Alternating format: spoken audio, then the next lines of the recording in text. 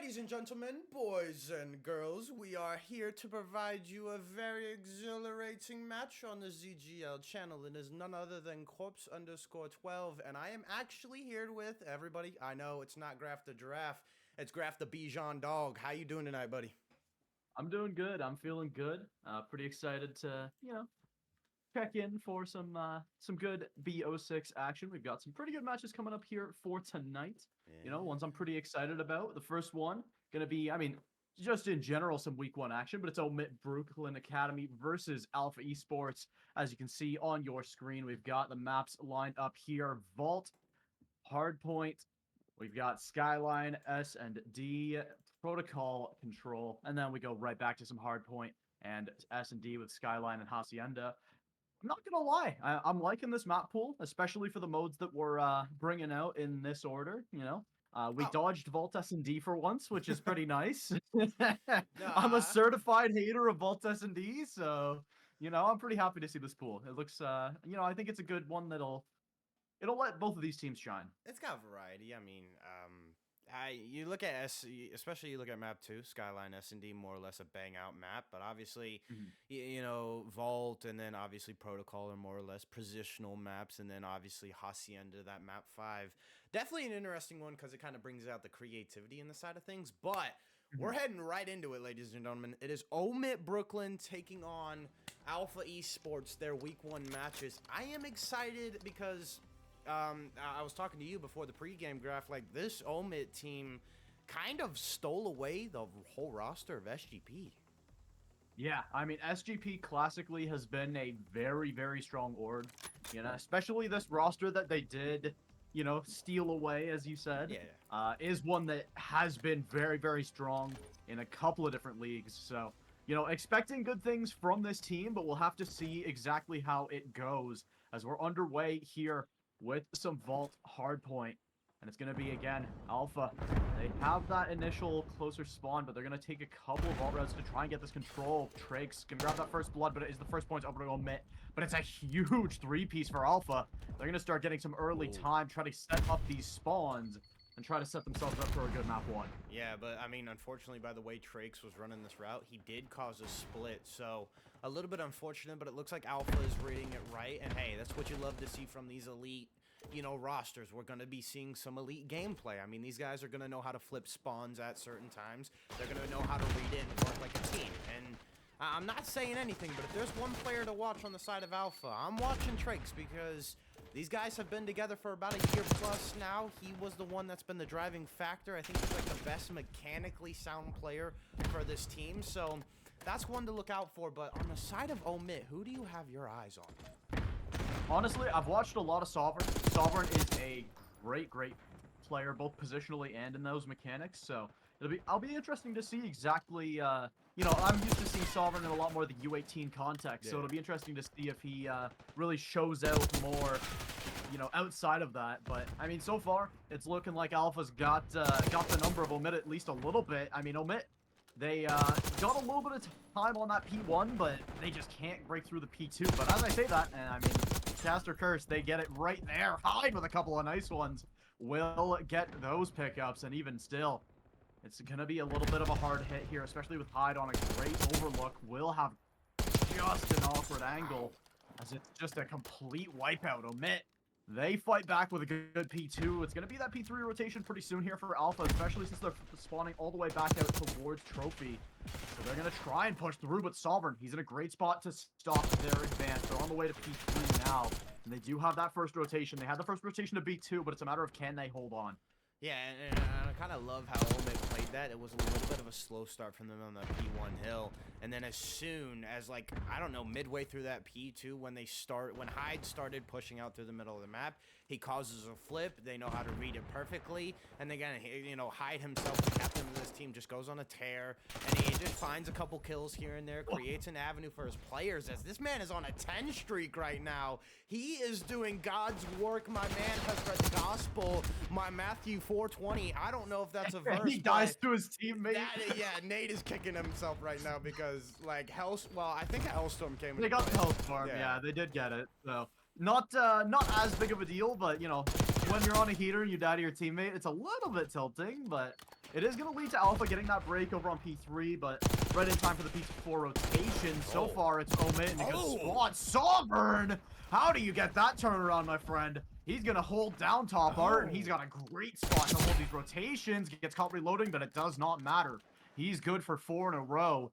And this P4 rotation is now in the hands of OMIT. They will get taken down on the end of Sovereign, but Nate with a good trade there. And another one on the side. Still, it's a lot of space to make up here for Alpha. They're so far back from this P4. And they're going to have to push all the way through Garden, which is looking a little bit difficult. Yeah, and that's the thing about Hardpoint. I mean, especially you look at the kind of more bigger map like Vault, and you know, if you look at Hacienda as well. Spawns are everything, because when you can get a spawn out at certain times, like knowing when to flip them, it's just so crucial. I mean, we saw at the tail end of that P3, Alpha had a break. They tried to flood art right there. They tried to, you know, kind of flip the spawns. I think they did, like, successfully 2 of the players, but again, they just aren't able to find Sovereign. He goes huge, which again makes Alpha spawn out towards the trophy, towards the middle of the map. Now you're taking a 10-15 second hike to the hill, and you're just like, hey, my legs are tired. I don't even want to touch it. And ultimately, they run short of gas on the break. But if anything, I will say, Alpha are still in this match. They're still down 30 by, which is actually manageable. And we are coming to this P1 hill, which they held down very successfully the last time. Yeah, Alpha, I think we both caster cursed it again. It is Blizzy killing high to try and get this break underway. Evade gonna grab a good piece of timing there. Will grab one. Now looking onto that overlook. It will be a rebreak from Alpha. They are gonna mix for this control. I mean, it's a very, very mixy hill, as P1 always is, but this one's especially interesting. A lot of action both ways. Evade, what are these lines you're taking? He's just finding everyone in the back. Finds a couple nice ones. Does have to reload, but sees a player down. Will get another. He's on a 4 streak himself. Still not able to really touch the point for now, but he keeps it gray, which is perfect for now, as they do maintain control of P2 for the moment. I was just about to say, that man was going off himself. He was wreaking havoc through the lobby area. Unfortunately, he was a little bit too big, had too many whoppers, and he just couldn't fit through that window. I will say, though, you know, Alpha have kept up kind of in the slaying category. I mean, Trakes, unfortunately, is a little bit shaky right now, 8 and 13. But the player to watch from the side of Alpha is Evade himself. He is doing exactly that to the players of OMIT. He is coming and going with the sub in his hand. He's keeping it mixy on these hills to at least give his team some chance. I mean, the man's 24 and 13. He's double positive. I will say, though, they're going to have to lean on some kills from the side of Trakes if they want to get into this lead. Yeah, they do need a little bit more of that depth. Like you said, Trakes, and I think KO as well. I mean, I know these players have it in them. They're just a little bit slow at the start of this match. I mean, sometimes that's just how teams are. They need some time to heat up. They need a little bit of time to get going, as P2 is already done. This P3 rotation underway. Some good kills there, though, to try and pull into this P3. Only down 20 points is very, very manageable for the side of Alpha. It's a matter of how much more can they do. Graph, look at this. Number 6 hit a huge flank, and nobody on the side of Alpha was expecting it just because of how close they came off of those spawns. Huge from the side of OMIT. But I will say, Trakes is putting them in the blender here. They're keeping the front side of this P3, which is what you want. He could find... Nope, Sovereign shuts him down. So, split action on the spawns is coming out for a little bit, and again, I think that's where Alpha kind of get caught up in the things. You know, you look at it a lot of the times. I feel like they want to keep control of certain spawns, like that P4, but at times they cause one person to spawn out from the side of OMIT, and OMIT is just taking that to their advantage by kind of using it against them, keeping a P3 hill mixy, and ultimately they're just backing up and keeping spawns in their favor. Yeah, we do see, again, this P4 rotation is more than in favor of OMIT. I mean, look at how far back Alpha are. That's going to be some free time and potentially an opportunity to keep them far. Sovereign did that great last time, but this time he'll get shut down by Trakes. Still looking for more. Hyde's going to find one. He'll find 2. Looking for even more. Number 3 in his sights, but he can't quite get it, as Hyde will get traded out. Even still, OMIT, they're going to get a good 20 to start, looking for a full 60 if they can keep it. And still, look at how far back Alpha is. They're making them fight for every inch of space, and they can't find anything. Hyde is laying down the hurt. Trakes going to find that trade, as a couple picks do come through for Alpha. Where do these players spawn is the question. They still spawn in the back. They're going to be right there for the continuation of this fight. and they're gonna cash in on that. 2 more on the backside as Trakes finds a good piece of timing. He'll find Trakes. one, needs to get a second and can. Still needs to hold this down. It's going to be a matter of scrap for now. A good point for OMIT, but a good break right at the end from Trakes and Alpha. He'll be cleaned out right at the last second as we go back to what has been all so far this map, a very mixy P1. Yeah, and again, you know, just at certain times, Alpha, they're just kind of, I mean, they lose all their gunfights on the rotation right there, so now they have to battle for spawns for P2. And I feel like, again, that's just something OMIT does really well, previously known as SGP. This team, they know how to hold certain hills. I think that's what they rely on, especially when they start warming up. And it gets harder and harder as a match goes on to compete with this team because they just excel and they get better at the macro minor details. I don't know whatever word it is, but like it's just the little things that they correct in a match that makes it all the more harder. Like a Cobra, you know, what is it? Struggling. I'm at a loss of words. Yeah, they're strangling out this Alpha team for sure. I mean, almost 100-point deficit. Alpha, I mean, not impossible. 40 points to the win is not a lot, but you do have a little bit of breathing room there. It's not like they're able to win off of just scrap from this position, but you know you're going to have to fight another P4, and that's the hill that OMIT has really been living it up on. So far, P2 is in the favor of Alpha. A couple of big 1v1 wins from DJ there to maintain control for now, but it's not for long as they will get cleared out by Busy. As Hyde's going to find one there on a KO as well. As OMIT, they're going to start taking on to this point. A good clear out there from Trakes with the stem will continue this control. Alpha, they need to get some points on the board. Sovereign's going to grab one immediate trade, though. As the spawn is still in there towards that T3. They try to push forwards. Trakes, it's a couple waterfalls of kills. It's just been absolute mayhem on the P2 and P4 this game, it feels like. Yeah, I don't know how Trakes won that gunfight because they didn't have first shot right there, but he's pulling out all the tricks. Evade is hitting an interesting route here. He could be the playmaker for the side of OMIT. I will say, if he gets caught on this pinch here, it is over for the side of Alpha, but he finds one and he sneaks through. So what this is going to allow Alpha to do, they're going to allow to get some map presence while everybody on the side of OMIT looks for him. Evade goes huge with a nice double kill. Hold the phone, they're stringing hill after hill. What they need to do, though, is win their gunfights on the front side. And again, what makes this OMIT team so tricky is at times, you know, it's like, OMIT, they love to prioritize rotation. They love to prioritize rotation. But when they don't have it, they just they use their pure gun skill and bully their way into the front side. So that is just another hill that you have to climb. But right now, they're doing it successfully on this as Evade finding kill after kill with the help of Keo. The AR has come to play. Let me tell you, these two are turning up. DJ also in the kill feed picking up one. It's been all red in the kill feed graph. They're doing something. But again, the player they have to look out for, they spotted him, was number 6. He's going on a long flank. I'm trying to go to him, but my keyboard is busted. He died anyway. A good opportunity to try and get the spawns for P4, but I mean, like you said, it's important that they did and they shut it down in a great way.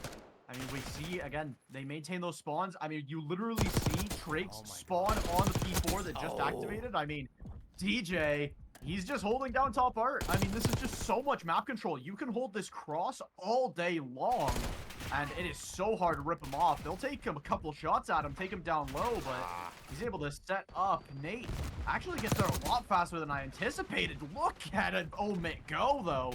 Almost back up to a tie game, though, as Alpha, they're really making this one sweat for OMIT. They're going to get on to this point for now. They could technically win off of this one, but it's not likely. Still, OMIT trying to fight forwards. KO with a huge 1v1 win. He'll still be traded out by Hyde, but they can't win on this point anymore. It'll go back again to P1, and I wouldn't have it any other way. Hyde with 3, though, is going to give OMIT the advantage. Heading into it, hits the emote. Knows he's got a second to spare, but that P1 will be the decider.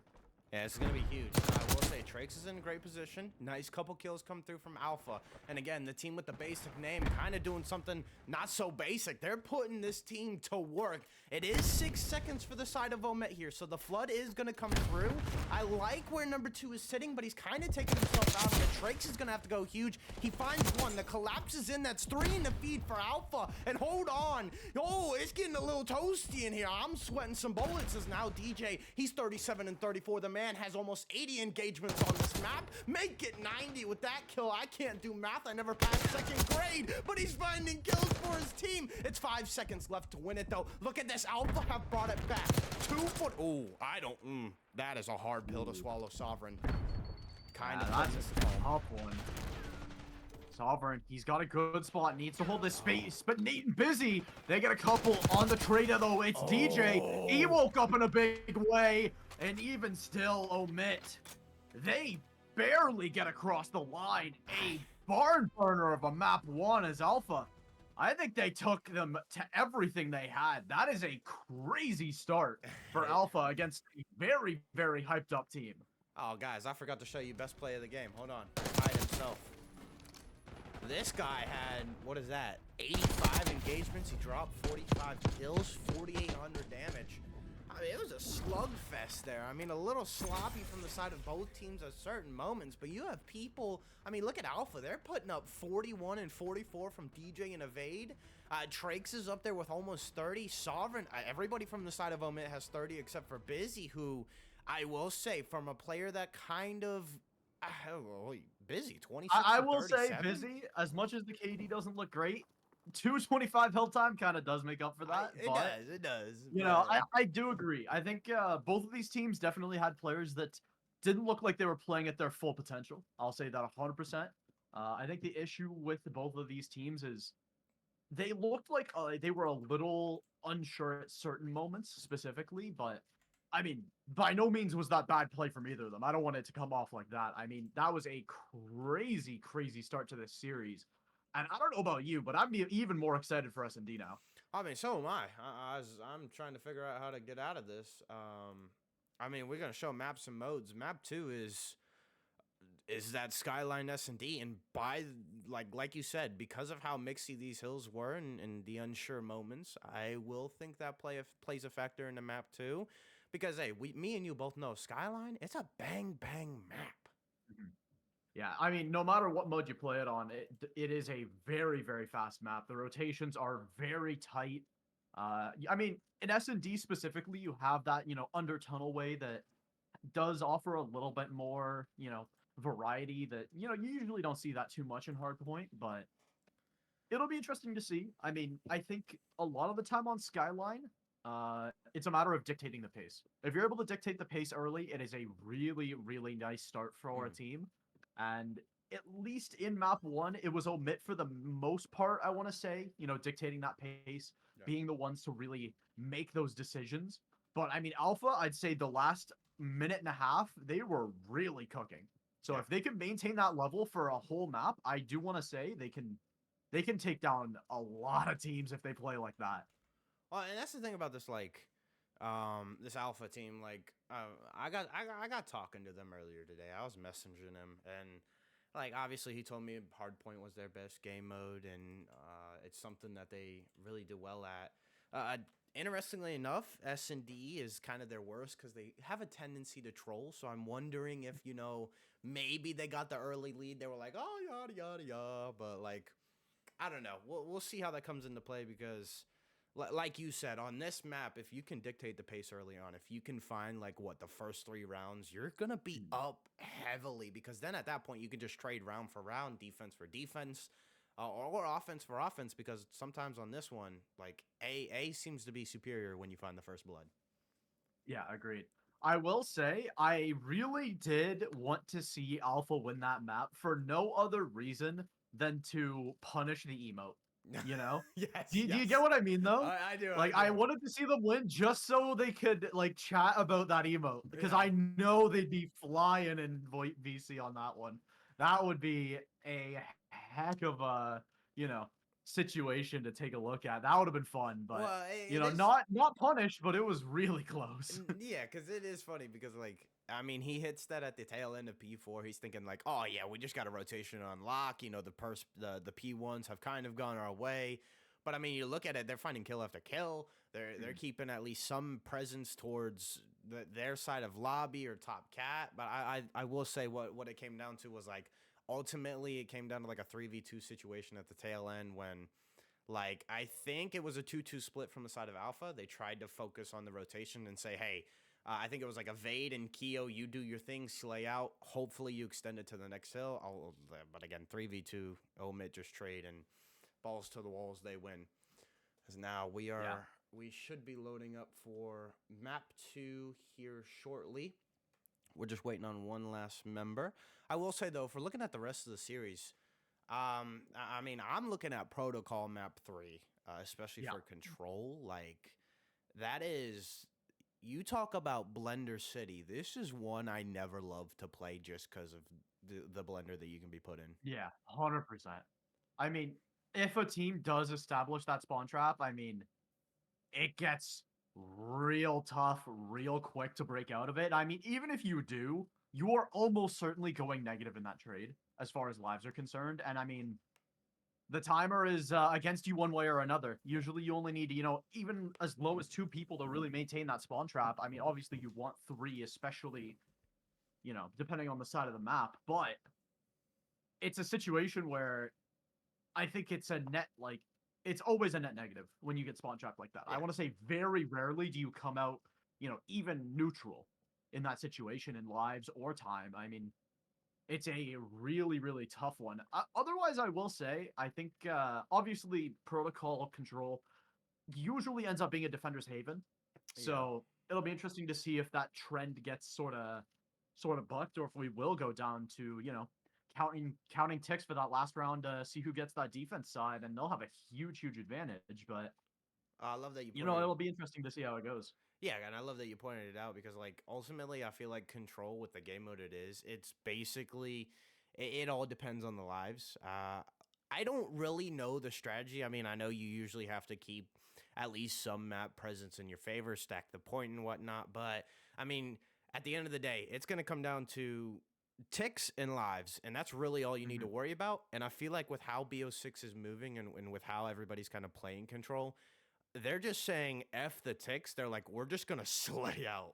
Yeah, they're playing it like TDM a lot of the time. Yeah. And I think that's down to just how a lot of the map design is in BO6 specifically. Okay. I think for games like MW2, MW3, you saw a little bit more of the, the timeouts, the, winning off of those hills. I mean, obviously, a lot of the games that look like they're going to end on lives just sort of end in ticks regardless, just because it sort of peters out for the offense. But it's still a matter of the map design is just a lot faster, it feels like. Yeah. It also feels like there's a lot of hills that just, I mean, good luck hitting B on Protocol without draining out lives. Like, it is, let me tell you, it's not easy. Like, it's not a good time. No. So, I mean, especially when, like, the other team... Don't get me wrong. Yeah, but especially when the other team has control of P4, I feel like that is the most crucial part about the... I mean, don't get me wrong, like, that encompasses the whole, like, getting the spawn trap, have an AR through the middle of the map, but if you have bottom P4, it is just like,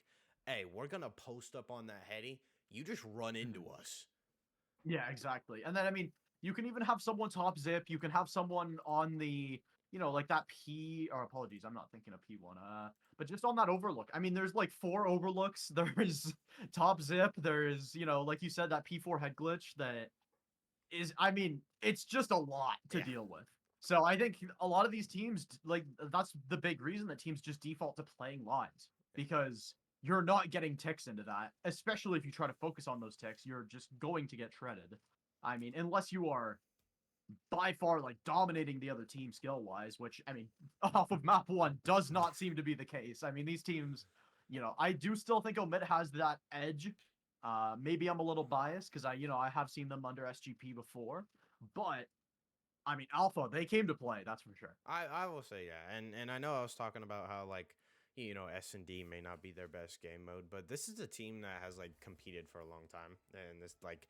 Again, with them being together for a full year, they have a lot of chemistry, and they showed it right there in map 1. They can take it to the best, and ultimately, I don't think S&D will be, like, night and day from their hardpoint game mode. I think they're going to take it round for round, at least for the start, against this OMIT team. OMIT, what am I saying tonight? I don't fucking know. Long story, or I will say, the one thing, no matter how bad of an S&D team you are, your gun still shoots the same. So, exactly. In the worst case, you just go gun them. But I mean, I do agree. This OMIT team, at least when I saw them under SGP previously, I mean, they were such a strong SGP team. I'm not sure if I ever saw them play Skyline, but I mean, Oh, S&D is S&D. I mean, this is one of the more popular maps. Ooh, that's awkward.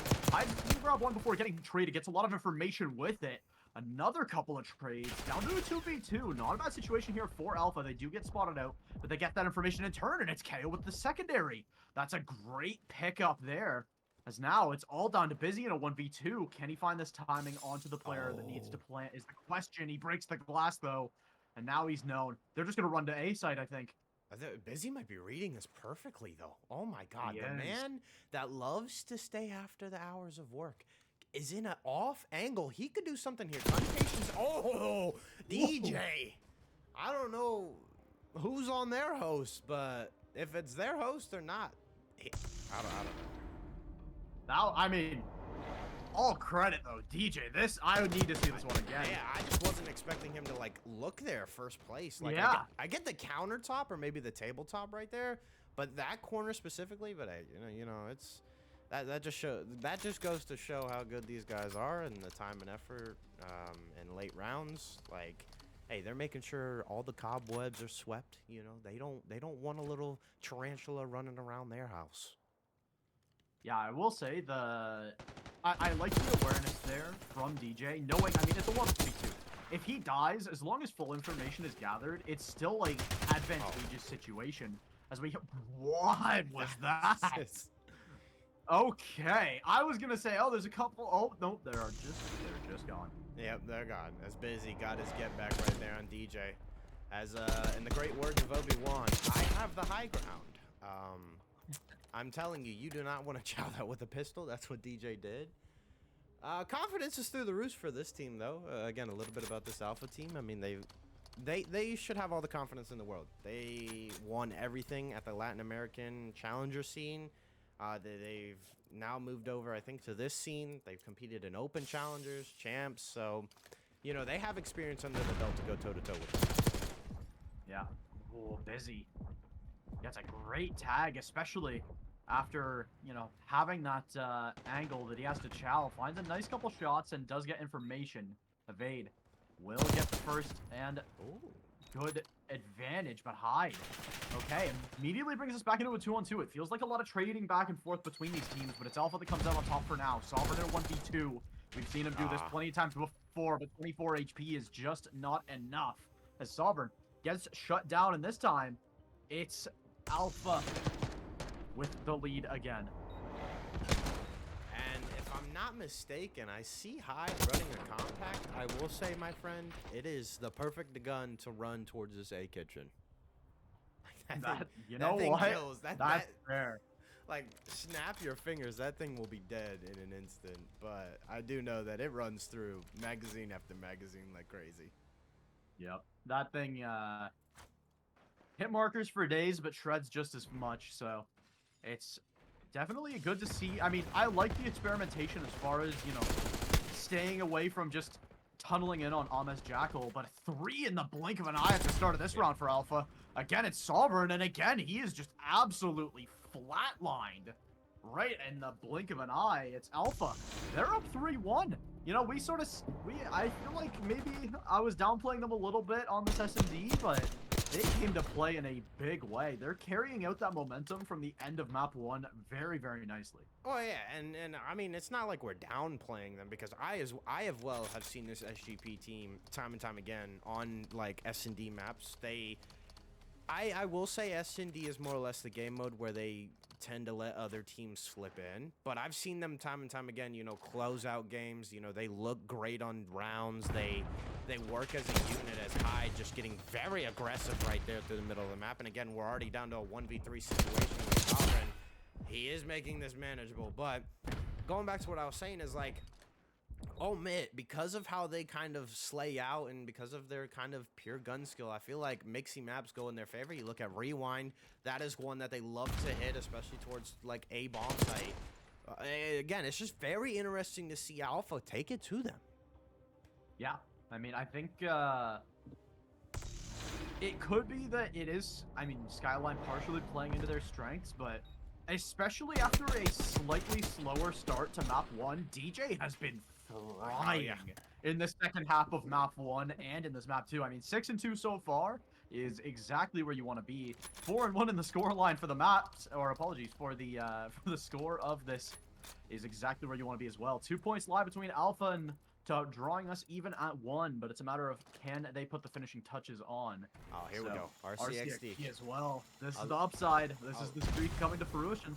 I love this, and I love that like they've kind of been added into S&D because I feel like it makes plays more interesting. I know a lot of the times they do get shot down, but like it just has to let the other team be more aware. They're like, hey, that's in play. It's kind of like an information seeker. But I will say, Hyde running an interesting route could have timing on number one. And hey, Compact, hey, he is putting them in boxes and sending them to Atlantic Ocean. I don't know where, but he's dropping them in the sea, man.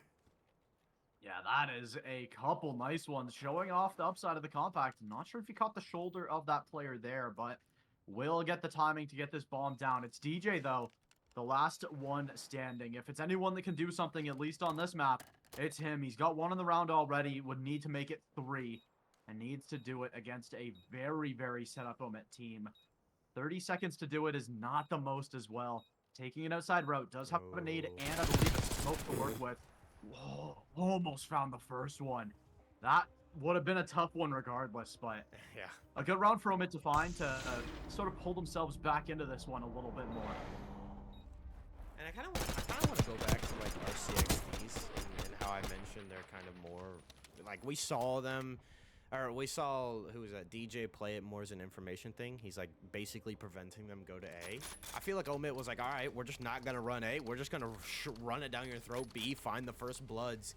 And I feel like it forced DJ to come out of the RCXD because, again, when we went to hide, he was very up in their face towards bottom vent, top P2. And again, if he can get that timing on DJ when he's still in RCXD, that's a 1v4 situation. Ooh, a couple to start off from OMIT.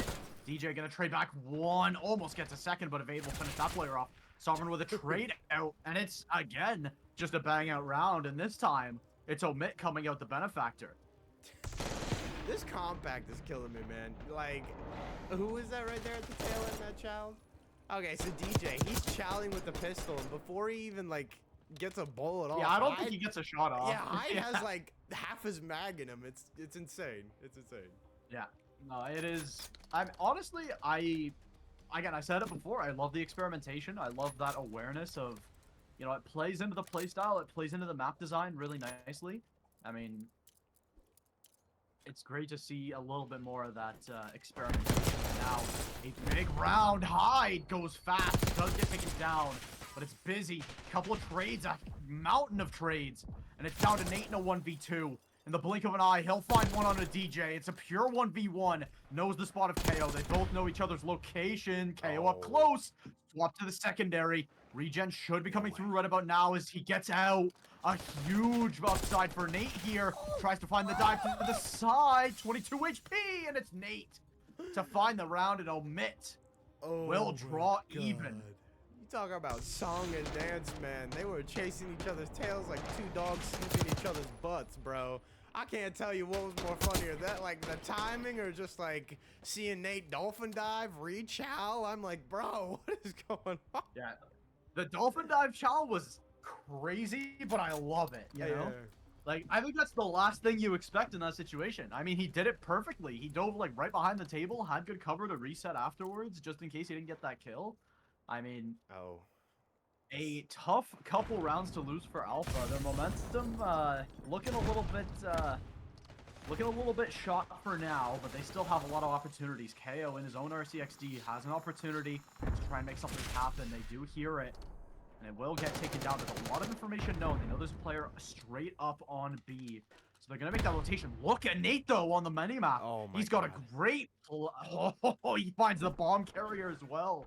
What a play from Nate. Gets a big flank. As Evade will trade one on a busy. Sovereign gets traded out after killing Evade as well. So down to a 2v2, but still full control of the bomb here for OMIT. And they need to maintain that control even longer. Good amount of time on the clock for Alpha, though. Yeah, Nate knows this bomb is down as well. I was trying to go to him, but again, my number 6 key is broken, so we just can't ultimately go to that. I will say they're working this back steps kind of nicely, though. Nate kind of just being that information grabber ultimately I'm finds not it. sure if Nate saw both of them. I don't think he did, so he only knows that Trakes has bomb, but I like this from the side of Alpha.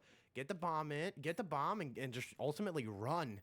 As now, OMIT know this, so they're ultimately running on their own. They're hitting a flank for days, but number 4 is set up nicely.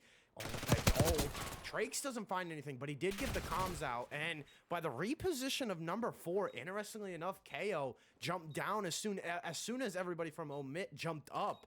It was insane to see that, and now KO gonna play bomb checks here. I love this spot. I saw a similar player do a 1v3 situation in it. The Chal is there though, and hey, the one person you don't want to run into is the man that has the millimeter Peter gun.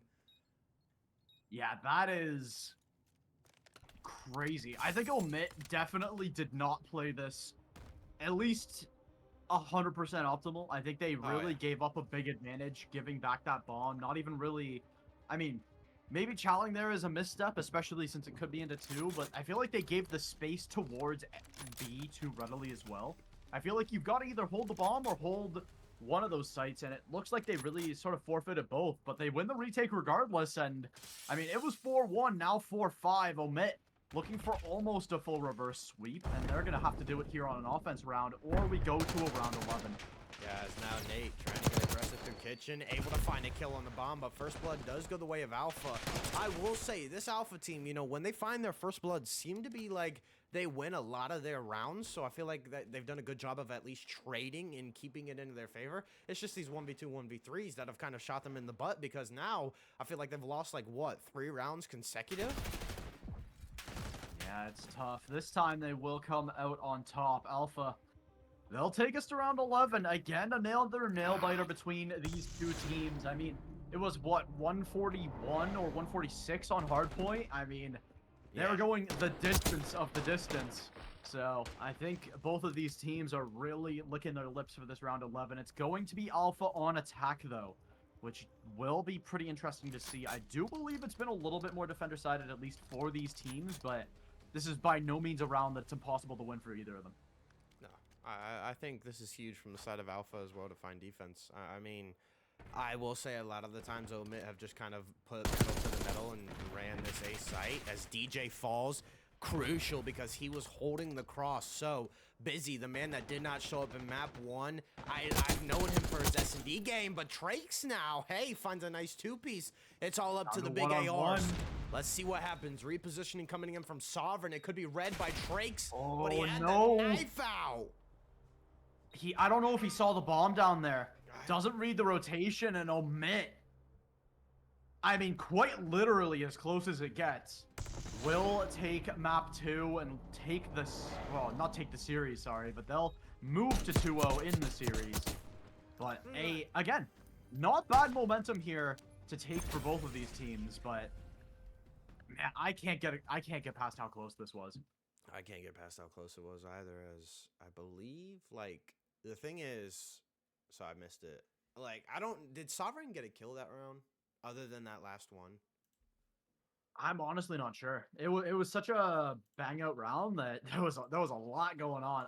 It's very possible he was just never seen. Yeah, because like that's my thinking of like why Trakes wasn't even like looking in that direction, and he was like, "Oh, I'm gonna hit this and I'm gonna hit it hard." I was like, maybe he didn't know Sovereign was over towards bed, because if somebody gave that call in, you're like, "Hey." Like, I feel like that's why he positioned himself more towards that, like, bedroom side. He's like, hey, I'm going to look for this, but then if I don't see anything, I'm hitting this, like, back cobble route. So, ultimately, I feel like, again, that's just why, like, if Sovereign wasn't seen, then obviously he would have repositioned himself a little bit better. But, as we recap this, it is 2-0 OMIT Brooklyn Academy team, as now we will be heading into a map 3 protocol control. And me and you talked about it. It's going to be Blender City. It almost feels like it feeds into the play style of OMIT. Yeah, I will say I've seen this OMIT roster. I mean, under SGP, but I've seen this OMIT roster play this map specifically a couple of times, and they look so good on this map. So Yeah. it's very, very possible that this ends up being, a 3-1. But I do think Alpha, I mean, they've exceeded my expectations in both maps. Regardless of them losing both of them, it's, I mean, a tight margin regardless. And, I mean, they're doing it against a team like OMIT. I mean, I feel like they can't be disappointed with that. I mean, they drew a tough week 1, but they came out swinging.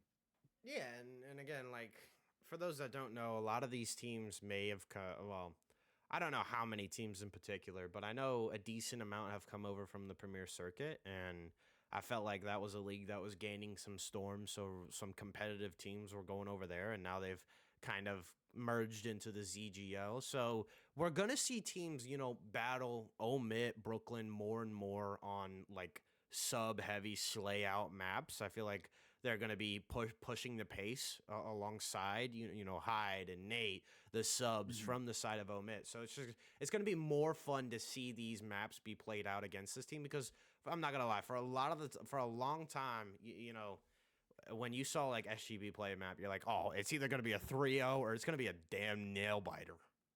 Yeah, 100%. I mean, especially heading into protocol control. I've been selling Alpha short a lot this series, and I gotta stop doing that. Yeah, stop doing But that. I mean, they've proved me wrong twice. I mean, I think the hard point was definitely going to be the litmus test, and then that too. I'm not gonna lie, I did not believe, and they really almost made me take back my words there. So they had the lead. I think, like you said, they have a tendency to punt a little bit, and they did a little bit, but I mean, against a team like Omit, I don't think you can truly call it a punt. Even though, Oh. again, they do throw out that lead, we looks like we are starting in a little bit in, not too far. Welcome to BO6 Codcaster, just how it goes. But DJ, oh, sick rotation, gets a couple, and the blunder's it's already revved up. Come on, let's get it going. Yeah, and again, that's just another thing that this Alpha team is going to have to do time and time again. We're not going to sell them short. They go bar for bar against this OMIT team. They're just going to have to keep up the presence. I feel like you're always going to have to feel like you're in the face of OMIT to at least win this map. And right now, they're doing a good job at the start. They are up 22-18 in the live count. That's what you need to do. And if there's one player I'm looking for from the side of the Alpha, I'm looking at Evade. That man dropped 44 in Vault Hardpoint. He was putting in round after round. He was making it mixy. So again, he's just going to have to be the one that goes huge. Now, I do think this is another game mode that you can steal. And right now, it's a masterpiece. Yeah, I mean, Omit, they're almost about to get one tick on A, but this blender, again, it's revved up and ready to go. And it's, oh boy, it is going. And they don't even get that one tick on A as well. I mean, one tick would have been, a cold comfort even still. But they're still fighting. They get a couple, and they get some control onto A. They get that tick down, and they have some players onto B as well. They're able to get B. This becomes possible, but still very unlikely with 5 lives remaining.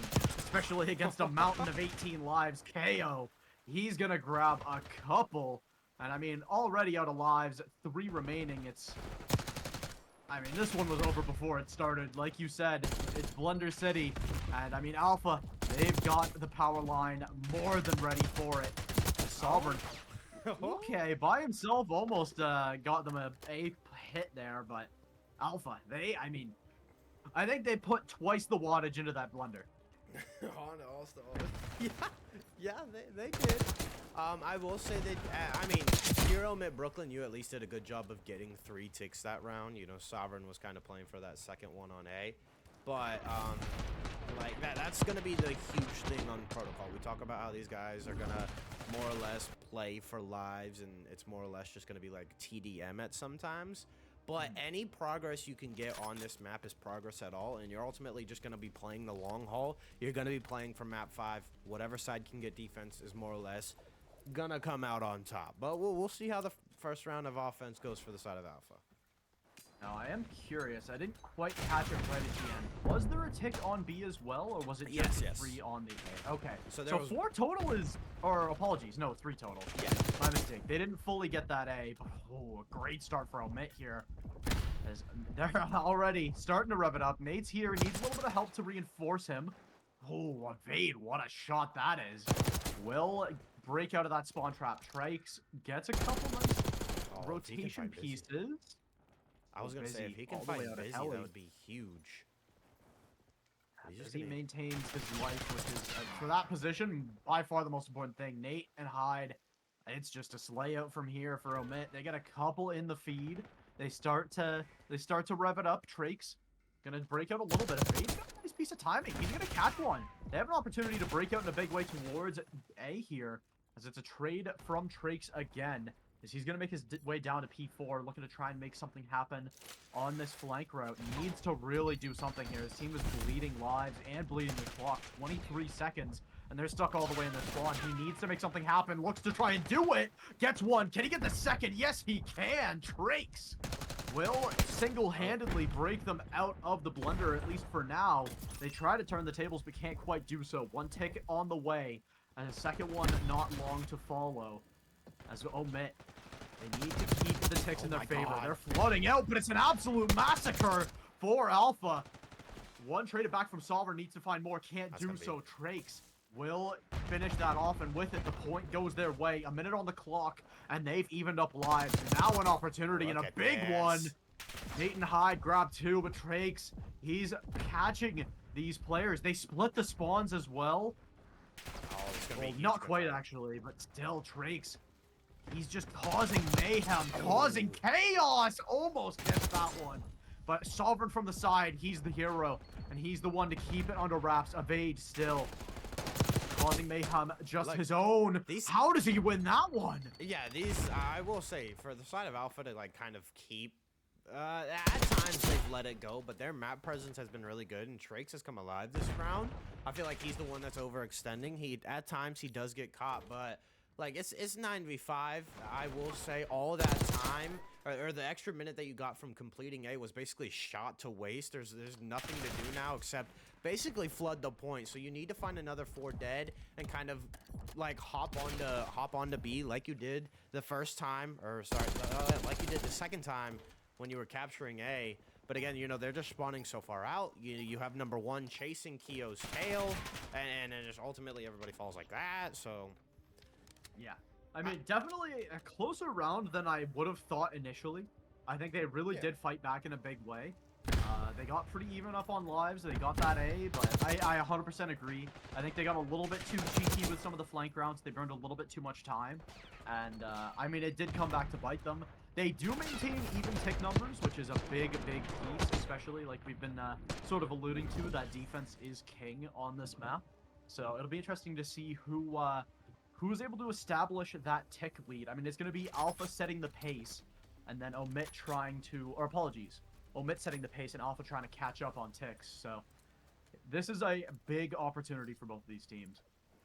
Nice butcher, nice shot, Sovereign. You've done a good job of putting it in the shop. Because now we're hopping into this 3rd round of protocol control. Again, it's kind of more or less bang bang. Off the rip is now Busy. I think he's starting to heat up. He had a slow first round, but as with the help of his teammates, they do find trades. Hyde has been lurking over here towards B, just kind of waiting to cause some chaos. And look at this. I feel like OMIT carving some presence out to the middle of the map. That's what you want to do, because here's the thing about protocol. If you can find, oh my God, Busy with a nice double piece with the Strider, and saying, what I was going back to saying is, like, if you're the offense, if you're the attacking side of things, if you can keep them pinned down towards P2, that is the best case scenario, because I feel like that's the easiest read of where they're coming off spawn. Yeah, I definitely agree. I think there's a lot less options if they're spawning at towards P2. But Hyde and Nate, or apologies, Nate and Hyde. I don't know how I butchered both of those. Hyde and Nate. But, I mean, one tick already for OMIT, looking to try and finish off this A. It's Hyde in the middle of no man's land. Will get traded by Trakes. That was almost a dangerous double. But It will be Nate near the point getting picked off. Sovereign left all by his lonesome. Needs to go huge here. Needs to find at least one, if not two. Gets one and gets some help as well. He'll stay up and he'll stay on this point. They'll take A. 3 ticks on the board. If they can get a 4th, this is going to get dicey for Alpha. Yeah, look at this. They already have 2 people lurking through the backside of P2. They are pushing P to the metal. Oh, Keo with a nice double kill shuts it down. And look at this, in the blink of an eye, Alpha could have a little bit of a spawn trap. DJ over here on the front side of the sidewalk area is only able to find one. I will say, I did like the plan out of OMIT. I didn't know if they were expecting Keo to be there. Because, I mean, what? He hits that, I think he spawned more or less bottom right of the minimap. So he hit a decent route to, you know, find those 2 kills. Yeah, I 100% agree. As now, OMIT, they have that life advantage, but they have to be the aggressors. This is going to be still pretty tough for them. 3 lives up, especially this deep into the round with a minute to go, is still good. But in the blink of an eye, that lead gets cut to almost nothing as Trakes, still top Grandma's, has a great spot to overlook the map, and he's got so many options. This is what I was sort of talking about earlier with the top zip. But Sovereign says, nuh-uh-uh, rips him right off of that elevated angle, as now Nate gonna touch Hill. Will they get the 1 tick is the question. Looks like the answer is yes for now. They'll just hunker down and grab that first one. Can they hold on for more? It's only 4 lives left for Alpha, so they need to make this hit happen. Drake's gonna grab 1. This is still very, very possible for Alpha. They've got a great setup to try and break this. They need to go now, though. They need to make something happen. Drake's on the back end, grabs 1, grabs 2 for Drake's. A huge reversal for Alpha. 5 ticks for OMIT still is a great showing on offense, but down to 2 lives as Nate and Sovereign in a 2v4. They have the time. How does Nate win that? An opportunity now in a 1v3. Has a decent piece of timing, but does get spotted out and taken down. So still a round for Alpha, but a great showing for OMIT on offense. You kind of took the words out of my mouth. It was huge to see, like, Alpha kind of work that last push or that last retake. It was a 7v4 situation. And I mean, if you look at it from that way, I feel like if you're OMIT, like I don't want to say curry up in P4, which I know is what those 2 players did at the tail bit, but everybody from the side of Alpha was hitting routes and they already took like too much map presence. I feel like if you were OMIT, do that a little bit earlier, maybe whenever that first blood comes in, everybody go into P4 or something like that, because then what you necessarily want Alpha to do is you want Alpha to feel like, hey, we need to chow, we need to take over this site and keep it in our favor, and then that's when you can find easy kills. It's going to come into your lines of sights, and then ultimately it's just going to be like, hey, we just need to breathe, saw, as now Nate, ooh, hey, a little snap over there, buddy. I'm sorry we said something about your team. Yeah, that was a big one to find, as, I mean, we could see the blender start to rev, but a good breakout from Alpha. They draw even in the lives. They get a little bit of control. Evade gonna clean up that player, maintaining, again, just this menacing position. A 3 down for Alpha is exactly what they needed, but Nate gets a little bit too aggressive. Does get shut down and does relinquish a little bit of that space. How does DJ win that one? I don't know. But that is insane. That's what I love about BO6, man. The movement feels so clean because we saw him do a little check as now DJ, hold on. Oh my days, DJ. You are the IGL, the brains to prove it, the thumbs to do it. And right now, I love when I see a nice, clean, backwards BO6 slide. It gets me a little, and ultimately, Alpha chugging along. I need to take a shower. All right. Oh my God. I know. That was disgusting. I mean, even still, Alpha, they're fighting still up lives, but they need to get onto these hills. 40 seconds is still a good amount of time to play with, but not all the time in the world. They've got to have some urgency, some pep in their step. Busy gets a couple and his teammate there, so definitely not the greatest for the life situation for OMIT, but only 27 seconds left on the clock. That's their win con for now, at least, as they will maintain control. But it's Trakes on A, has some teammates with him. Sovereign in position, gets ratted out by Evade's route that he was hitting. Hyde has this route, needs to convert onto it, but A's already gone. Just barely too late. Hyde gets a little bit too lost in the sauce, but even still, it's a matter of winning the round. They need to keep the ticks in their favor for round 5 if they can't win it. Yeah, screw the ticks. You're down in lives, man. If you aren't able to do something here, I know it's only a 2-life lead, and a 4 dead could change the swing of things instantly. But again, Alpha, we haven't downed them that bad, but they have done a good job of going toe-to-toe with this OMIT team. Time and time again, they're trading perfectly. I love what they've been doing. They've been sending one person on a huge flank, and it's been working out because he finds one.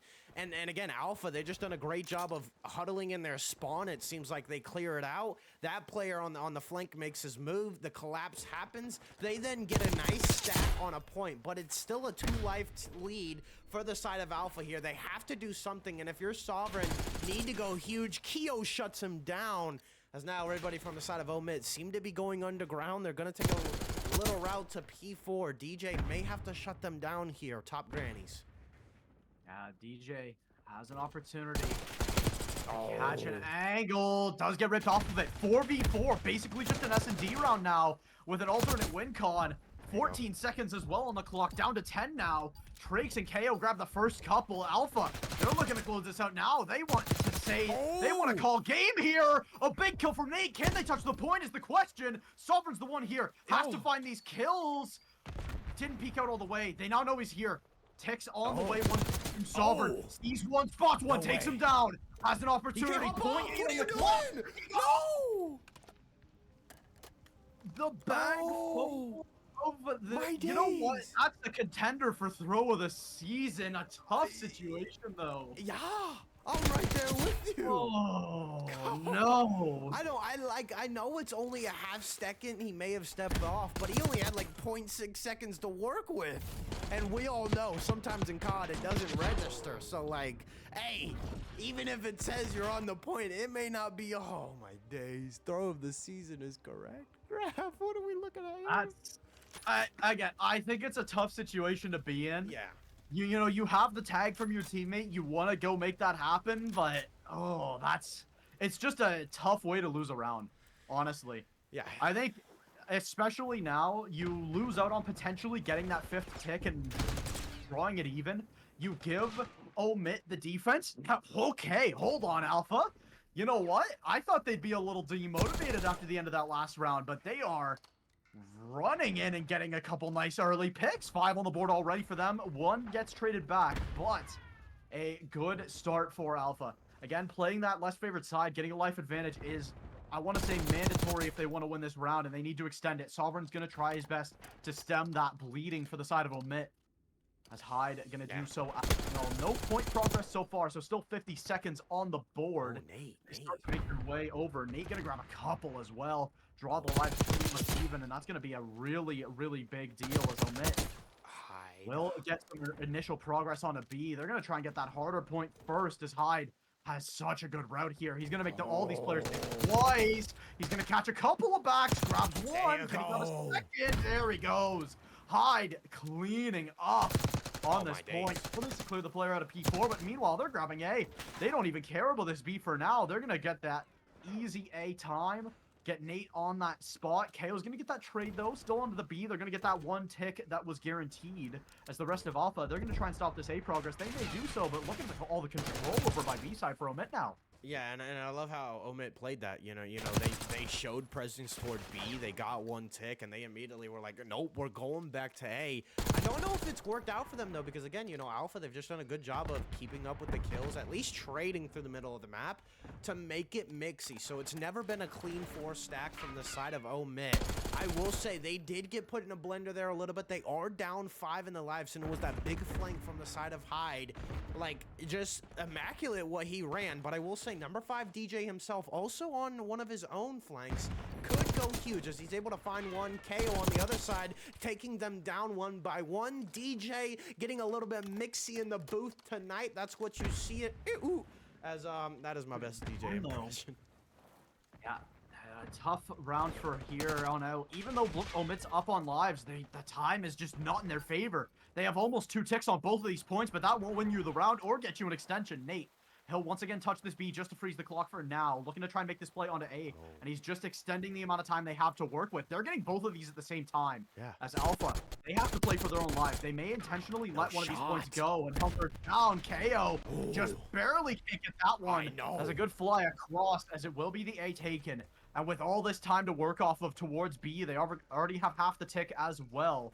This is gonna get tough. Trakes needs to go. He needs to find this player. How do you find that? That's insane. A huge pickup. As they didn't go down. Trakes, he's still up. How is he still going? Down to 4v4. Again, we're playing S&D somehow. And down to P4 he goes. Still hitting this route. Still making it work. Staying alive and kicking as a one of OMIT goes down. A 3v4 situation, 2v4.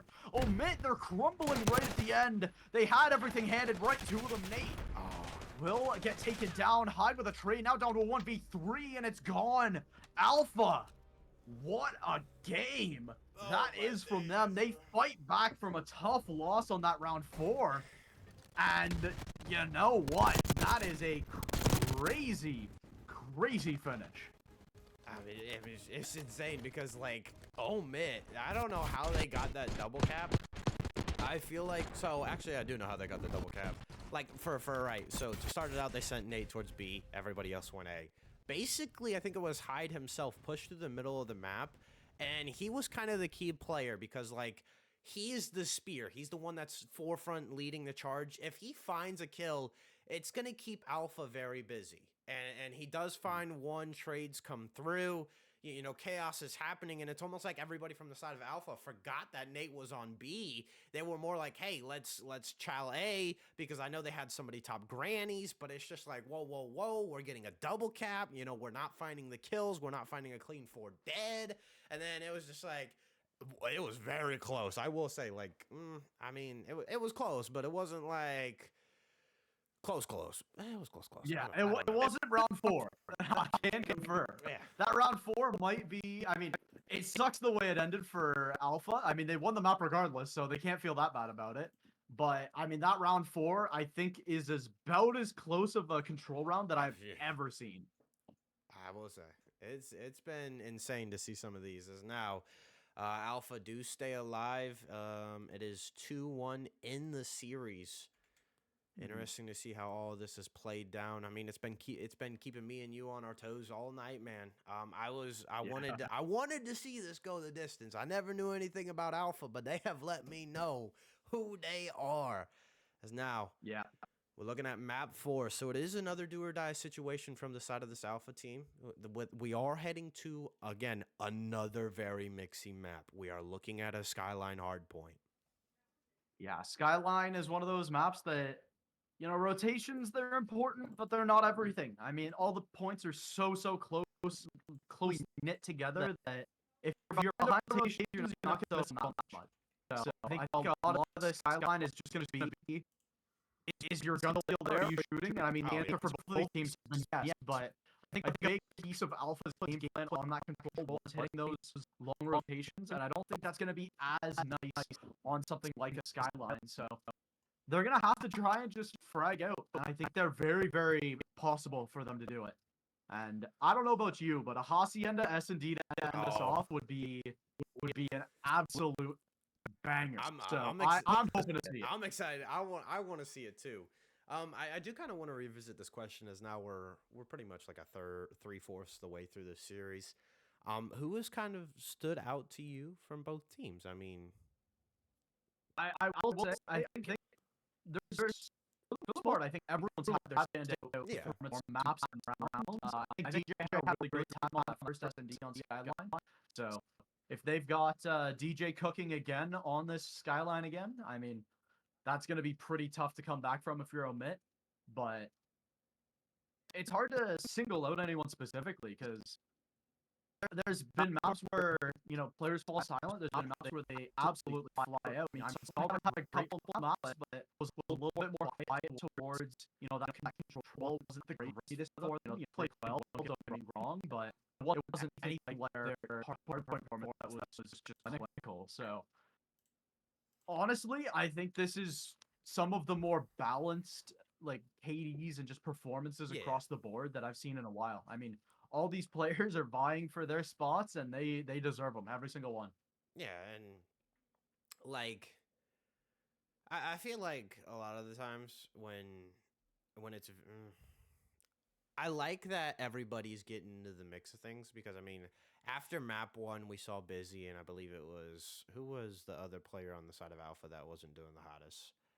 Um, God, Oh, I think it was Trakes. So like Busy and I do think it was yeah, Drake. Busy Yeah, and Trakes. Like if you were looking at the kill feed, they were the two that were kind of struggling the most. And again, we've seen them turn up. You know, Map 2, especially for both of those players, was kind of their playground. DJ has stepped up as well, the captain of this team. So like again, I like that everybody's getting into the action because a lot of the times when teams are like, I've casted a lot of teams where it's like, hey, our whole roster can go off at times. And then I'm like, yeah, all right, who's going to be the next guy that goes off? Because then everybody flatlines and it's almost like, all right, this dude's just carrying your team. So it's nice yeah. to see that because it makes me eat my own words as now we are about to get ready to go in this map 4 Skyline Hardpoint. I will say, I know you talked about rotations and how they kind of don't matter. I agree with you, but if there is one hill that you want to prioritize, like, what's it gotta be? It's hard to say. I mean, it's got to be P2 or P4. I think Right. the issue with P1 and P3, they're just too centralized. It's sort of like P1 on Vault, where it's too mixy to really hard prioritize it.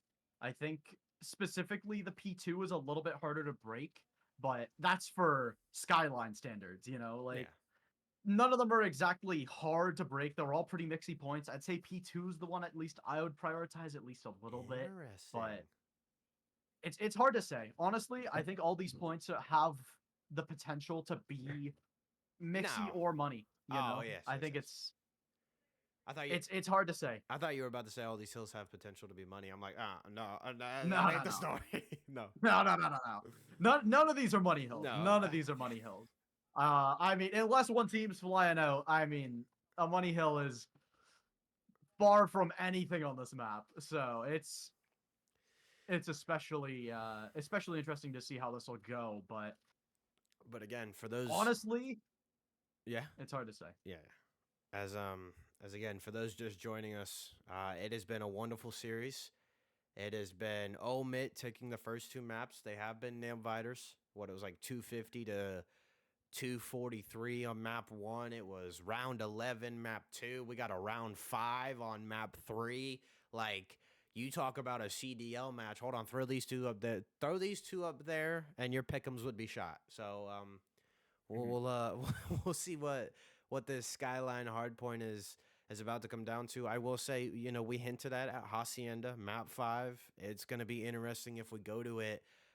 My biggest thing is because like it's such a change of pace on how these first 4 maps have been played. Like I think it's just going to be awkward the first couple rounds if we see a Hacienda map 5. Yeah, I think Hacienda Map 5 is sort of who reaches deeper into that bag, Right.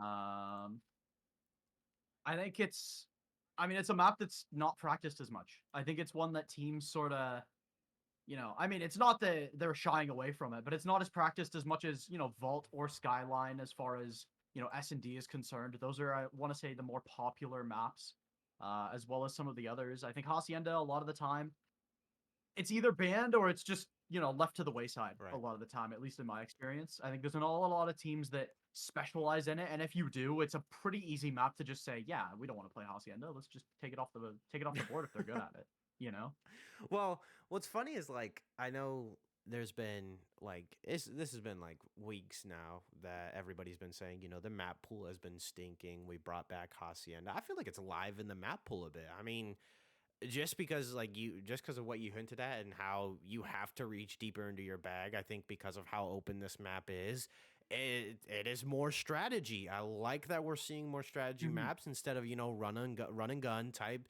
situations because I like to see a 4-man hit. I like to see a 4-man retake. I like to see some Mhm. flanks. I like to see some routes being hit. Timings like, hey, you hold off, I'll play this. So I kind of like that it's back into this. I don't know why people have been not playing it, but I have had my fair share of frustrations of my own. Yeah, no, I 100% agree with you. Those are all things I also love about Yeah. Hacienda. Don't get me wrong. I think though that's part of the reason why a lot of teams shy away from it, at least Nah. initially. I think as we see BO6 go on, I think it'll become one of the more, Yeah. you know, like popular maps potentially. But I think for now, when it's still sort of in its, I guess, infancy is a little extreme, but still in the earlier days of BO6, we're still seeing major one quals for CDL. So there's nothing too solidified yet as far as meta and especially just being able to strategize on a map as big and as open as Hacienda. I mean, normally it is the bigger maps where you have to look out a little bit more like that. Yeah. I mean, if you look at like a vault hardpoint, it is a map where you have routes, you have a little bit more of that complexity, but Hacienda sort of cranks that up a notch, Oh, and yeah. it's great to watch. And I think it's because like Vault is more or less like I don't want to say a traditional like 3-lane map, but it is just like It is, back yeah. and forth, like one side to the other, and some of those routes do become readable. I think it's just like, hey, put an AR on one of those lanes and you're picking up 2 kills. Mhm. While again, like what you said, Hacienda, you got like sub routes.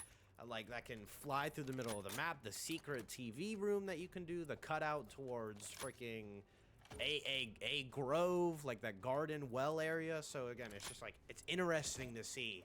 As now we're hopping into map 4. This is all eyes. Again, this is do or die for the side of Alpha.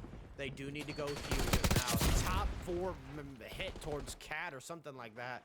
And hey, they start off with a bang as that's a nice 4 dead from the side of Alpha. And Flip Central's about to come in.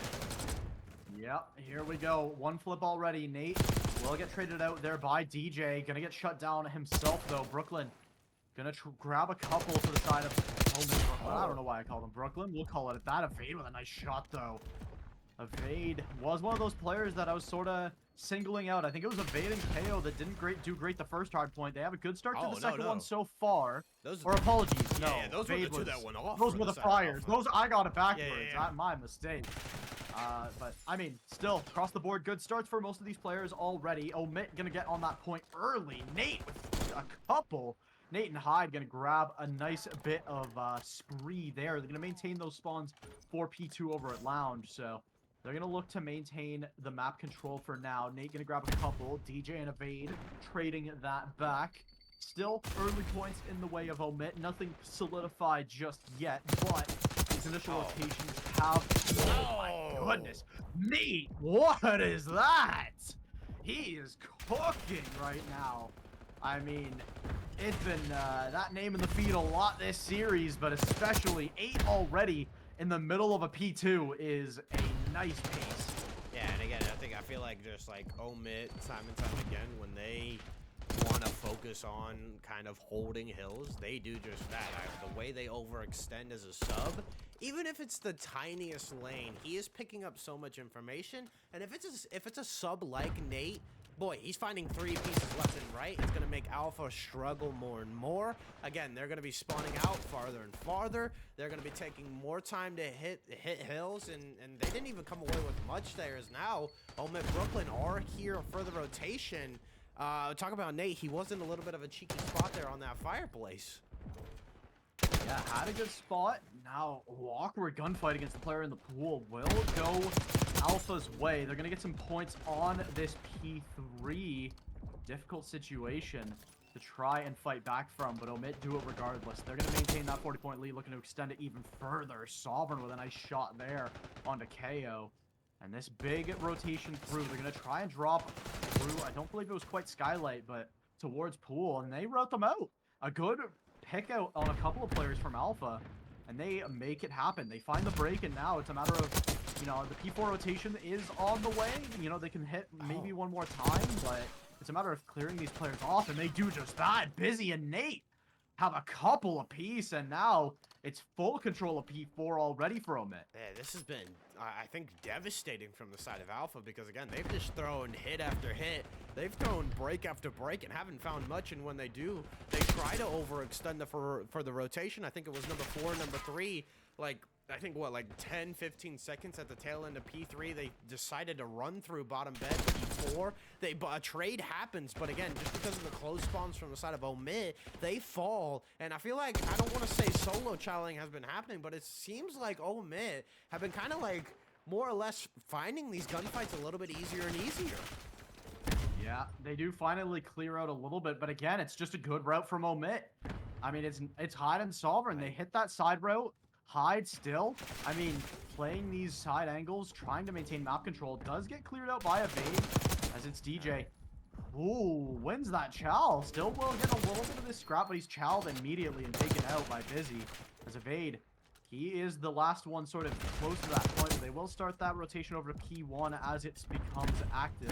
Back over to Hot Tub or Jacuzzi as they try to make it happen. I mean, a pretty big deficit already for Alpha. They are going to need to string together a couple of hills here, which, I mean, very possible, especially on Skyline, but it's going to be a tough road. Well, I mean, it's going to be tougher because, you know, I feel like this map we've seen teams pull out a third sub, which, again, is what you should do on a Skyline hardpoint, just because it's like, hey, it's going to be trade heavy, it's going to be slay heavy, so, like, I feel like that's why it's been a little bit harder comparison if you compare it to map 1, because like map 1, you know, usually it's like a 2-2 split. You have 2 subs, 2 ARs, and again, just because of how Vault is, it's more like straight up put an AR on an angle and he's gonna find a couple 2 pieces. Take that away, and what the chaos of Skyline brings, it's just the subs are gonna be in the AR's faces. They're not gonna be able to find much. They're gonna be getting a little bit frustrated, and I feel like just OMIT time and time again, they have won rotation after rotation. I will say Alpha did a good job of getting scrap time on that P1 hill, so they do put themselves into this game just a little bit, though. They are down, what, like 40, as we're heading into another hill that OMIT held pretty much for a full 60 last time. Yeah, it's tough. A really good P1 from Alpha. I think they have the makings of a comeback on their hands, but already down 60. It's going to be a couple of full hills that they're going to need. Nate, or apologies, Hyde almost had a kill there, but Busy whiffs on the backstab as well. So it's DJ with an opportunity. Trakes gets a nice angle as well. They're just maintaining this map control, and it's a good piece of map control for Alpha. And it feels like OMIT, they're going to have to hard fight for this space. Oh, one spawns in the back, I think, though. Hyde spawns behind. Can they read it is the question. It's a matter of, I think they are just going to hit that P3 rotation and just give the rest of the scrap. But regardless, DJ still hits there onto that player Busy. It wasn't Hyde on the back spawn. I do believe he did go down, but eventually he'll find that cash in on a couple of kills there. As even still, OMIT, they hit that 150 mark. Still Alpha looking for 100. So they're going to need, again, a full 60 on... Or apologies, the equivalent of, I guess, of a full 60 on some of these hills to make something happen. Kia with a nice 3-piece from the AR range is going to break this P3 hill, and again, that's going to bring some life to the side of Alpha. Interestingly enough, we pointed out Evade being that Slayer map 1. He has had a very slow map 4, while Trakes, on the other hand, has picked things up. But again, you know, 4 dead for the side of OMIT. They retake this P3 hill so late, and the reason they do that is because they have spawns for P4. I love, time and time again, I love seeing OMIT play this map because they have the confidence to hit hills late, and because they know that they have spawns. They have it under lock and key, but as soon as I say that, 4 dead from the side of Alpha, well, they spawn in the back, so I could have sworn a spawn out was going to happen, Graf. It looked like it was possible, but I think the little trip off the map might have made that a little bit harder to not be able to push forward as quick. But look at this route. A couple players from Alpha looking to try and make this happen. Can they find it? Yes, they can. Still need to find Busy, and Evade will do it. 9 HP to his name, but that's enough. As long as it's more than 1, you can cash that hill time. But it's Nate with 2, though. Now it's going to be the full collapse. Evade needs to do something huge. Finds a couple and gets a help from DJ. As it's Busy still up towards roof steps. Needs to try and clear out these players. Needs to do it a little bit sooner rather than later. As 15 seconds remain on this hill, it's still Evade. He'll find a 6 streak. Not a Hellfire just yet, but after 1 more, it looks like it will be. Kale's going to grab a couple as well as we head back over to P1. Well, it's going to be huge if he can find this Hellstorm, because it's going to open up he this... does. Yeah, he's going to open up this P1 very nicely for the side of Alpha, but they don't even decide to use it. They're like, hey, we're just going to run them down our throats, and they find the break. I will say Nate, though, finding 2 of his own makes it a little mixy. And again, if you're Alpha, you're in the same situation map 1, I swear. This was the same scoreline when they made their big comeback. They started it even earlier, though. They were down, what, like 160 to almost 100, and they have put it close and close, but I will expect the Hellstorm to come into play here because that is now a 4 dead. And again, OMIT, time and time again, they just respond with a bully of their own. They shove you in a locker, stick gum on you. They say, hey, you got to put peanut butter in your hair to get it out. But apparently they don't need it. Yeah, they're like, What? It's just been, I don't know, both teams have had their chances of four deads. It's just who has capitalized it off more, and I feel like OMIT has. But look at this, Keo locking down things in kitchen. Scrap time has gone the way of Alpha, and again, they have brought it back to a 40-point marker. Look at number 1 and where he is sitting. He does fall, so that is going to be huge because he may spawn out. And again, with the blood from OMIT, Trakes is going to have to go huge. Rely on him to find 2, evade with a 3rd, and hold on. Alpha, blah, blah, blah. Alpha are holding strong right now.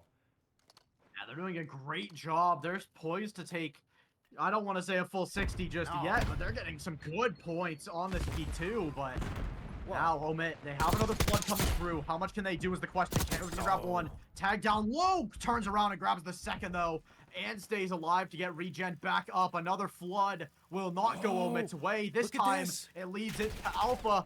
They are now in the lead. Okay, I say that, and they come 1 point short, but it's another rebreak from Alpha to maintain control. Evade, somehow, someway, is still alive and kicking. He's still finding bodies, but even still, OMIT, they find that last second break. They hit it very late. They have that P2 spawn. Or apologies, P3 spawn. They have the positioning, but it's Hyde from the side. Could get caught here by Evade. They're in position to make this hit happen. It looks like it might end on this P3. Hyde tries to swap to the secondary, but KO with 2. We're going to try and maintain this control even further. Looks like it might not be this point that decides it. DJ can't quite get the shots off. As a big contest onto the point, it goes the way of Alpha for the moment. As DJ, he's still cooking. He's still living it up. Tries to peek forwards with the secondary. Will get taken down. Sovereign grabs one as well. Trakes needs to find at least 1 here, if not 2, but he gets taken down by Nate. Still a trade from Evade is at least a cold comfort. As OMIT, they cross that 125 barrier. They're looking to try and end it soon. Won't be able to end it on this hill, but they're still looking to poise themselves for that P4 end. Well, here's the thing, Graf. Here's the thing. Because they didn't use that Hellstorm on P1, I don't know where you're going to find time to use it on this 4th hill. I mean, I know you can find it maybe to pick off people coming off a spawn, but it's just going to be so hard because, like, this hill is condensed, and now because you're not winning gunfights on the backside, they do a good job of at least cleaning it up. Look at where number 2 is. He has mid-map control. Same situation as map 1. It's coming down to this 4th. It's coming down to this last hill. Keo cannot die, but everybody is taking an outer route from Top Cat. I think a Hellstorm was used from the side of OMIT. Nothing does hit.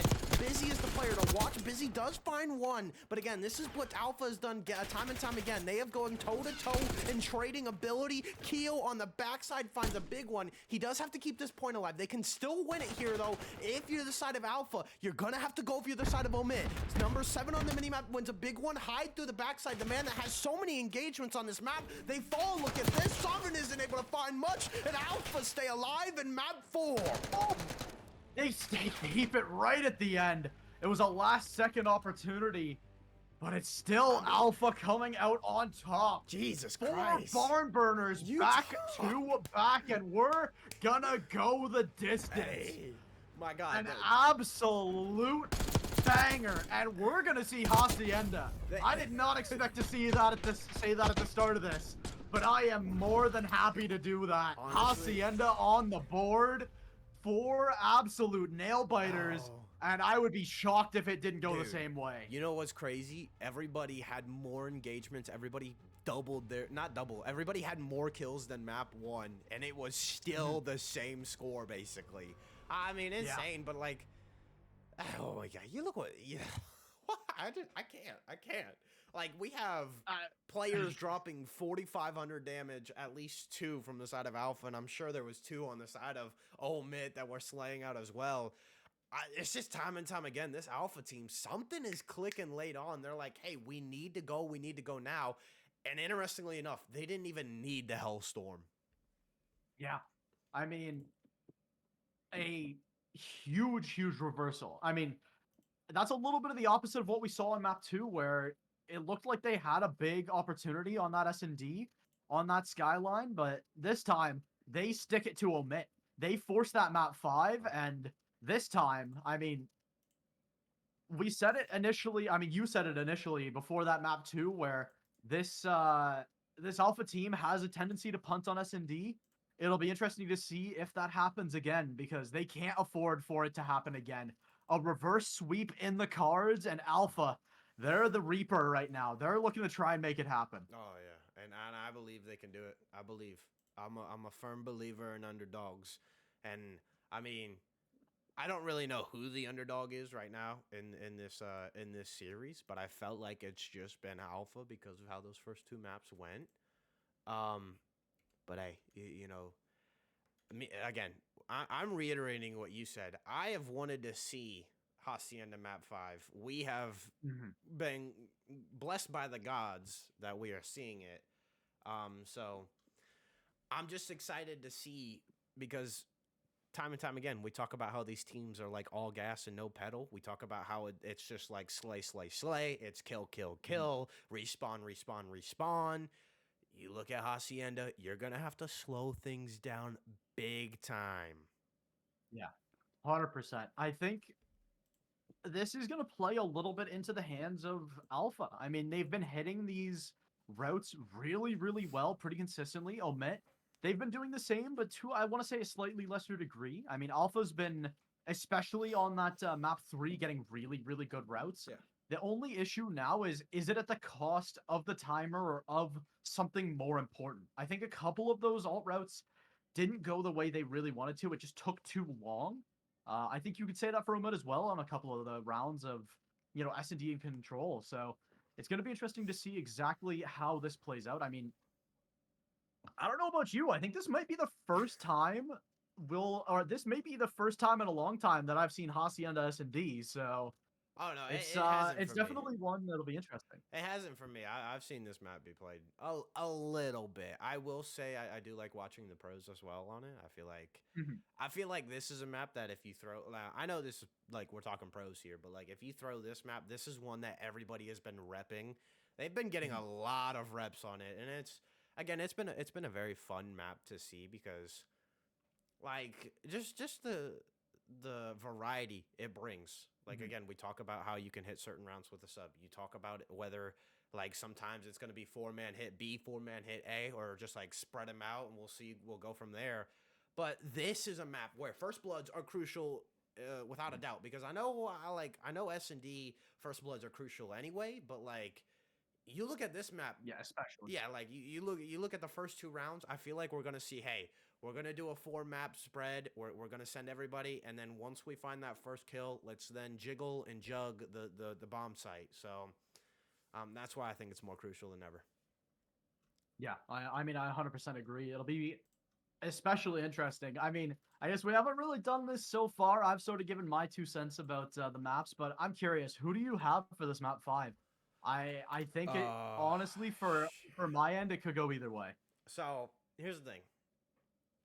I think ARs play a huge role into this map. I feel like they are make or break. They are the ones that initiate gunfights and initiate openings, especially if they can find a kill. So if we're sticking with ARs, which I am gonna have to stay. DJ came alive map 2 for this team, so I feel like he's a big one. And on the flip side, Busy had a return. I feel like he popped off map 2. He was one that was kind of doing something there. So I think he's the one to kind of watch out for the side of Omit. I'm not like, as well as Sovereign. Sovereign's a well-rooted guy. I feel like he's the one that plays his life the most. So he's the one that really stays alive. It's just all up to his teammates, because a lot of the times on Skyline, we saw him in like 1v3 situations like no other day. Yeah, 100%. I mean, I wonder how much of that is getting a little bit too over aggressive. I mean, I 100% agree with you where Sovereign just gets sort of left in these unwinnable situations pretty often. And especially on Hacienda, it's going to be more a matter of the pace is going to be a lot slower.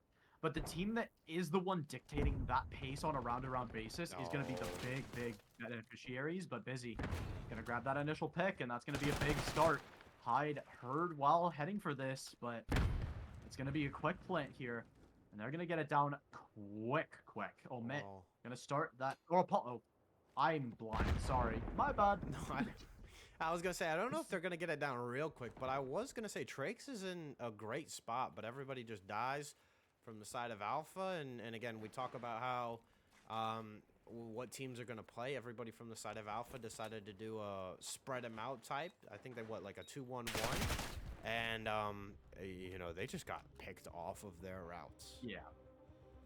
I will say the thing with Hacienda is it feels like a little bit like a modified 3-lane where you have that very expanded mid, and then you have those outside lanes. But even through the mid, it's very possible to get more you know what? I'm not even gonna try. Come on. But just more complex routes. Yeah. Even it's possible for just people to run straight past each other. So it almost feels like a 5-lane map in that way, where there's just so much opportunity for those sort of enhanced rotations, I guess I'll say, even though that makes not a lot of sense. But well, no, there's a lot of freedom with those rotations, I would say. Yeah, and another thing about Hacienda, everybody loves challenging this top window like no other. And hey, it's been back and forth so far. Oh, Hyde. Whoa. Somehow makes this Hyde. manageable. I think he knows. I thought this one was dead to rights. He knows. I mean, Trakes got that kill in the round. They know where he is, roughly, at least. Oh, so. See him? Oh, my days. No way. There's no way you run right into him. That's... Cool. I wish we were That's to see the I don't even know how he got that second kill, I'm not gonna lie. I wish we saw that, but if I'm not mistaken, an ace for Hyde is exactly what OMIT needed on that round, and yeah, I mean, a big one to find. OMIT with a 2-0 lead again. Leads have not been the end-all be-all in this series, that's for sure. So they've got still a hill to climb for both of these sides, but just a little bit of a smaller one for OMIT from here on out. Especially S&D. It has been the tale of two stories. Is now we're seeing everybody hit the middle of the map. This is very interesting. Keo able to find first blood. Immediately gets traded though. Hyde is feeling himself. Do you see the pace he is hitting these routes? He is flying, my friend. Like when I say flying, he is not hiding. He wants to be known. 100%. And this is what I mean by dictating the pace. Yeah. I mean, if you have someone like Hyde flying around, it doesn't matter how fast or slow the map is. You're going to play at Hyde's pace now. He's going to force you to do that. And that's something that a lot of teams aren't used to doing on this map. We're down to a 2v2 post plant, only 30 seconds on the clock still. More than enough, but Sovereign grabs that first one. Drake's not going to 1v2. And by no means unwinnable, but this should be highly, highly favored for OMIT. They need to clear out the double. Not able to get the first, though, as OMIT. They'll get that 3-0 lead. They've given themselves a nice cushion, but they need to keep expanding on it if they want to stay ahead. We saw Alpha let go of a 3-round lead on map 2 on S&D. So they need to put the pedal to the metal here for OMIT. Yeah, and that's the thing. I feel like a lot of times S&D can be more back and forth just because, like, you kind of have to figure out how the other teams play. Like, a lot of the times you're like, first 2 rounds, you're like, hey, we're going to throw these at them. We'll see what they do to counteract, or we'll see what they do, and then we'll play off of that. But I feel like that just all goes to, like, you crap the bed when, again, you have a player like Hyde who is running in your face. He's the one dictating your pace. Time and time again, we have said it. Time and time. Oh, Trakes. Oh, Trakes. That's tough. No, Trakes could have had that kill and kept this player alive. Now it's a 1v1 situation. The man's in the same position. He's got to pick up the bomb on the same spot. That stun check will let him know he's not gonna go pick up the bomb. Interesting. I don't hate this. He still has a minute to work off of. He knows there's a very, very high chance of Sovereign holding this. I mean, obviously Sovereign is doing exactly that. Oh, he got the bomb. Sovereign. Wait, Sovereign doesn't. Okay, now he knows. Does he expect the plant B? Looks like he does, but a little bit too late on the chow. Won't be able to catch him. Okay. Oh, that was sloppy, though. Sovereign, regardless, will clutch it up on a 5 streak as well. Has an RCXD in his pocket. 4-0 for OMIT is a great spot to be in, especially with a streak to their name. And Do we? This is looking rough for Alpha. Yeah, because, like, I feel like, I'm not going to lie, I feel like the little things have checked out. Like, a 1v3 situation against Hyde, he somehow makes it a 1v1, and then ultimately he's just playing B-bomb site, you run right into him. You look right here, Trake's time and time, I don't want to say it's Trake's fault, but, like, that round he could have saved his teammate because he had a free kill on Hyde. He just slides off the railing and blows it, and now it's put into a 1v1 situation. And again, he's just like, COD timing to the T isn't going his way, so the team, like, they like to troll. They're taking this seriously as ever. Sovereign beaming people. Whoa, all wallbangs almost came through. This is a big push forwards. Again, it's Hyde and Sovereign dictating that pace, making that push happen. They're making this look like not Hacienda at all, as Trakes tries to find shots on the bomb planter, can't even do that. And, I mean, it's tough for Alpha. Have they run You out know of what? steam? They hang. You know what? A reverse sweep always starts with a 2-0, and on S&D it always starts with a 5-0. They're looking to make both happen at the same time. Yeah. So it's tough to find. I mean, again, OMIT have been playing so well, especially Nate and Sovereign have been frying on this map. Sovereign 9-1 on a 7 streak? Are you kidding me? Yeah, he's gone huge for his team, as I would expect them to use the RCXD here. But hey, they might just like not need it. We're just gonna go as now the push is towards A. Nate able to find one, and again Hyde getting into the piece. But again, it's already a 1v3 situation. I mean, hey, you blink your eyes, you missed that on Hacienda. We talked about slower pace. These guys are, I don't look. It's done. It's over. OMIT, close it out. After 4 nail-biters, it's a little bit of an unfortunate one, but it really does feel like that pace was just absolutely turned up to 11. Yeah. And I think that's something that teams aren't prepared for on Hacienda specifically. I think a lot of them are used to a little bit more of a slower, you know, not slow by any means, but slower, more defaulty pace, Right. where, you know, you get that 1-2-1, you play for, you know, a pick and then a retake, but if you have Nate flying through your lines at Mach 7, I mean, how are you supposed to respond to that in a timely fashion? And I don't think teams are really equipped to handle that, both with their positioning and with their, you know, awareness. Oh, and that's like another thing. I don't know. Like, don't get me wrong. I'm not in their minds or anything like that. But was Alpha like making any adjustments? I felt like a lot of the times, especially when it got to like 4-0, you're like, all right, they're pushing the pace, offense and defense. They're running at us. So like, Yeah. I feel like, hey, play a little bit more conceding, more towards like a 4-man stack towards the bottom of the mini map. Maybe I'm not saying like don't give away the whole map, but I felt like a lot of the times when first bloods were there, trades weren't coming up. There was nobody there to find the trade, and then if there was, like, they ultimately just blew it because of Trake sliding off of the map, like into the water. Yeah. So like, I don't know. It's just Yeah. This is OMIT.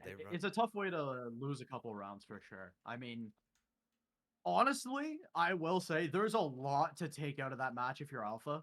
And I think they played very well for 4 maps. I think that last one, I can't tell if they ran out of gas or if they just weren't quite feeling it as much as I think they were on the other maps. Again, Hacienda not as common, but even still, I mean, they played a fantastic series, 4 absolute nail biters back to back. I mean, I don't think we can ask for much more than that. All right. Well, ladies and gentlemen, you were brought a good one by 7 p.m. Eastern. You're staying with us till 9, though. I will have to shut the stream down because we got to get all the graphics changed. But, ladies and gentlemen, for those that don't know, this is Graph with 2 Fs, not the giraffe, not Safari. It's the Bonesian dog or whatever it is. I don't know. I forget. Where can they find you, man? Yeah, I'm on, you know, all the standard stuff. Twitter at Mateo_Graph, you know, Twitch as well. I think I'm tagged in there as well. Appreciate being out here. If I'm not mistaken, I'll be sticking around for the next one as well. So pretty excited for that one. We've